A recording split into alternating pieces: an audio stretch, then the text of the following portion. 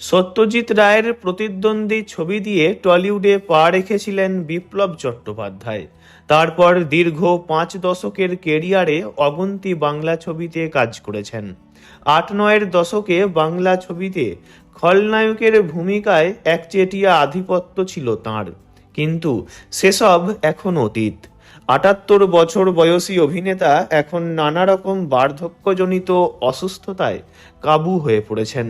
শরীরও অনেক ভেঙে গিয়েছে, বিশেষ করে পা দুটো একেবারেই অকেজো হয়ে গেছে তাঁর। কারো সাহায্য বা হুইল চেয়ার ছাড়া একেবারেই চলাফেরা করতে পারেন না। 2020 সালে রাজার কীর্তি নামক একটি ছবিতে শেষবার কাজ করতে দেখা গিয়েছিল তাঁকে। তারপর থেকে বহু বছর হয়ে গেল কোনো ছবিতে কাজ পাননি। ছোট পর্দাতেও আর দেখা যায় না বিপ্লব চট্টোপাধ্যায়কে। একরকম ঘরবন্দি হয়েই জীবন কাটাচ্ছেন তিনি। তবে স্ত্রী দীপ্তি চট্টোপাধ্যায় এবং তাঁর একমাত্র সন্তান তাঁর খেয়াল রাখেন।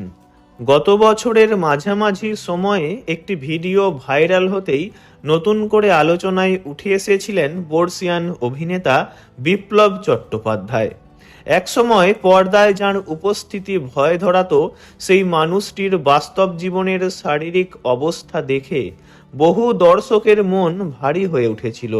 ভিডিওতে দেখা গিয়েছিল হাঁটার ক্ষমতা প্রায় হারিয়ে ফেলেছেন তিনি। দুপাশে দুজনের সাহায্য ছাড়া এক পাও ফেলতে পারছেন না। এই দৃশ্য অনেকের কাছেই ছিল অত্যন্ত বেদনাদায়ক। কিছু কটাক্ষের মাঝেও বিপুল সংখ্যক মানুষ তাঁর প্রতি সহানুভূতির হাত বাড়িয়েছিলেন।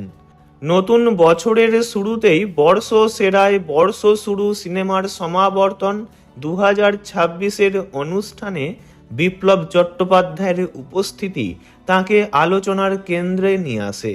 একটি ভিডিওয় দেখা যায় সেখানে পৌঁছে গাড়ি থেকে নামার পর দাঁড়াতে পারছিলেন না বিপ্লব চট্টোপাধ্যায়।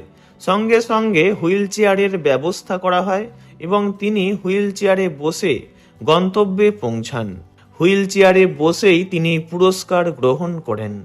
সেখানেই তার অদম্য মনোবল সকলকে প্রভাবিত করে। অনুষ্ঠান শেষে নিজের শারীরিক অবস্থার কথা বলতে গিয়ে তিনি জানান, এখন ঠিকই আছি, কেবল পা দুটো অকেজো হয়ে গেছে। এটা সম্পূর্ণ ডাক্তারের ভুল চিকিৎসার ফল। কথায় ছিল কষ্ট, কিন্তু মুখে ছিল না কোনো হতাশা। কালো পোশাকে শান্ত চোখে নিজের পরিস্থিতিকে মেনে নেওয়ার যে দৃঢ়তা তিনি দেখিয়েছেন তা সকলকে প্রভাবিত করেছে। এক সময়ের সেরা খলনায়ক আজ শারীরিক ও আর্থিক সংকটের মধ্য দিয়ে জীবন কাটাচ্ছেন। এই নিয়ে নানা মন্তব্য উঠে এসেছে টলিপাড়ায়। কেউ কেউ বলছেন সারা জীবন খারাপ চরিত্রে অভিনয়ের ফল নাকি এটাই। কিন্তু বাস্তবে বিপ্লব চট্টোপাধ্যায় ছিলেন একেবারেই অন্যরকম মানুষ। স্পষ্ট রাজনৈতিক চিন্তাভাবনা আর অন্যায়ের বিরুদ্ধে সরব হওয়া এক ব্যক্তি। এই গুণগুলোই তাকে আলাদা করেছিল। নিজের স্বভাব সিদ্ধ রসিকতাতেই তিনি বলেছেন, আর ভালো লাগছে না, এবার চিতায় শুয়ে উপরে যেতে চাই। এই কথার আড়ালেই লুকিয়ে রয়েছে এক গভীর যন্ত্রণা। ভালো থাকুন বিপ্লব চট্টোপাধ্যায়, ওনার দীর্ঘ জীবন কামনা করি। ভিডিওটি এইটুকুই। বিনোদন জগতের সব রকম খবরাখবর জানতে চ্যানেলটি অবশ্যই সাবস্ক্রাইব করবেন। ধন্যবাদ।